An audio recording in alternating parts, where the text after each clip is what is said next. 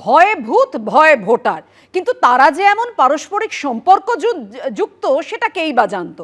26-এর ভোটের আগে ভুতুরে ভোটার নিয়ে তোলপাড় পড়ে গিয়েছে।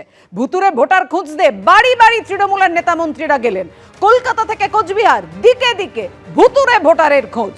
চেতলায় ভোটার তালিকা নিয়ে বাড়ি বাড়ি ঘুরলেন ফেরাদ হাকিম। অর্থাৎ মুখ্যমন্ত্রী মমতা বন্দ্যোপাধ্যায়ের নির্দেশের পর মন্ত্রী সাংসদরা নেমে পড়লেন।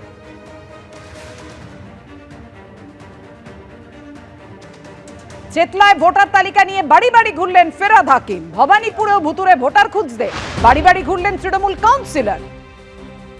কোচবিহারের মাথাভাঙাও ভোটার তালিকায় ভুরি ভুরি গলমিল রয়েছে। একই এপিক কার্ডে উত্তরপ্রদেশের ভোটারদের নাম। মমতা বন্দ্যোপাধ্যায়ের নির্দেশের পর ভুয়ো ভোটার ধরতে ফিরহাদের নেতৃত্বে আজ থেকেই বাড়ি বাড়ি গেল তৃণমূল। নিজের ওয়ার্ডে ভোটার স্ক্রুটিনির কাজে নেমে পড়লেন মেয়র। আর এদিকে ভবানীপুরের ছবিটা দেখুন, সেখানেও ভুতুরে ভোটার ধরতে পথে নামলো তৃণমূল। ভোটার তালিকা সংশোধন করতে বাড়ি বাড়ি ঘুরছেন কলকাতা পুরসভার 70 নম্বর ওয়ার্ডের কাউন্সিলর অসীম বসু। সকাল সকাল ভবানীপুরে নিজের ওয়ার্ডে তালিকা ধরে ভোটারদের দরজায় যাচ্ছেন তৃণমূল কাউন্সিলর।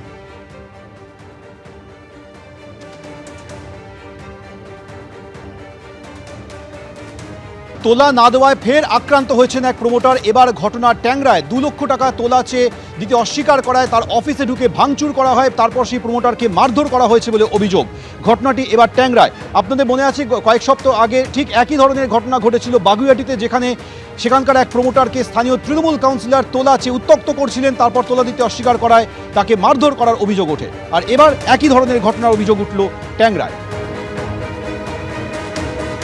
সকাল 9টা থেকে 9:30 নাগাদ একদল দুষ্কৃতী আসে এবং যেটা দেখা যাচ্ছে যে এই হচ্ছে সেই প্রমোটারের অফিস, যার ঠিক সামনে যে কাচের যে দরজা ছিল সেটিকে কিন্তু পুরোপুরি ভেঙে দেওয়া হয়েছে। অভিযোগ যে এই প্রমোটার সংস্থার তরফে 2টি প্রজেক্ট করা হয়েছিল, তার মধ্যে একটি প্রজেক্ট সম্প্রতি তারা হাত দিয়েছিলেন এবং সেই প্রজেক্টের বাবদই এলাকার যারা 2-1জন যারা দুষ্কৃতীরা রয়েছেন তারা এখানে আসেন, দলবল নিয়ে তারা আসেন এবং 2 লক্ষ টাকা তার কাছ থেকে নগদ চান। সেই টাকা দিতে অস্বীকার করার পরই কিন্তু যেটা দেখা যায় যে তারা তাকে মারধর করতে উদ্যত হন। যিনি প্রতিবাদ করতে এসেছিলেন তাকেও মারধর করা হয়। শুধুমাত্র তাই নয়, তাদের হাতে আগ্নেয়াস্ত্র ছিল বলেও মনে করা হচ্ছে। একেবারে প্রকাশ্যে দিনের আলোতে এরকম একটি ঘিঞ্জি জায়গাতে যেভাবে একেবারে পুরো যে তাদের অফিস ভাঙচুর করা হয়েছে, প্রমোটারকে মারধর করা হয়েছে, সেই বিষয়ে কিন্তু এই মুহূর্তে ট্যাংরা থানা ইতিমধ্যে তদন্তে নেমেছে। সিসিটিভি ফুটেজ খতিয়ে দেখে যারা এই গোটা ঘটনার সাথে যুক্ত রয়েছে তাদেরকে চিহ্নিতকরণের কাজ চালানো হচ্ছে। এই মুহূর্তে যে প্রমোটার রয়েছেন তিনি যথেষ্ট আতঙ্কের মধ্যে রয়েছেন, তার কারণ ঠিক যে এখানে অফিস রয়েছে তার পাশে কিন্তু তার বাড়িও রয়েছে। এখান থেকে দাঁড়িয়ে তিনি কিন্তু এই মুহূর্তে যেটা চাইছেন যে যারা এই গোটা ঘটনার সাথে যুক্ত রয়েছে তাদেরকে যাতে দ্রুত গ্রেফতার করা হয়। যদিও তিনি বলছেন যে যারা এই ঘটনা ঘটিয়েছে তারা তোলাবাজির জন্যই ঘটনা ঘটিয়েছে এবং এই গোটা ঘটনার সাথে কিন্তু রাজনৈতিকভাবে কোনো রকমভাবে এই সমস্ত দুষ্কৃতীরা যুক্ত নন। ক্যামেরায় অঞ্জন বিশ্বাসের সঙ্গে সুকান্ত মুখোপাধ্যায়, এবিপি আনন্দ, কলকাতা। অ্যান্টি সোশ্যাল ছেলেরা আসে, 2জন যাদের নাম আমি জানি, ওদের লিখেছে, এফআইআর দিয়েছি। ওদের সঙ্গে আরও 5-6 জন ছেলে ছিল। এসে ওরা আমার সঙ্গে ঝুঝামেলা করে বিল্ডিং করছি বলে টাকা চাইছিল। সেটা আমি বললাম ওদেরকে কি আমি তো ইলিগাল বিল্ডিং করি না, আমার লিগাল বিল্ডিং আছে, আমি টাকা পয়সা তো দেবো না, আমি তো জেনুইন কাজ করছি। সেই নিয়ে ধাক্কাধাক্কি ঝুড়ঝামেলা, ওরা জোর করে চাইছে কিনা দিতেই হবে। সেটা হলো আমি যখন ডিনাই করলাম ওরা ধাক্কাধাক্কি করলো, কলার পড়া ধরে টানাটানি করলো। আমার এই স্টাফরা যখন এসে ছাড়াতে এলো, এদেরকেও মারধর করে ঠেলে দিল।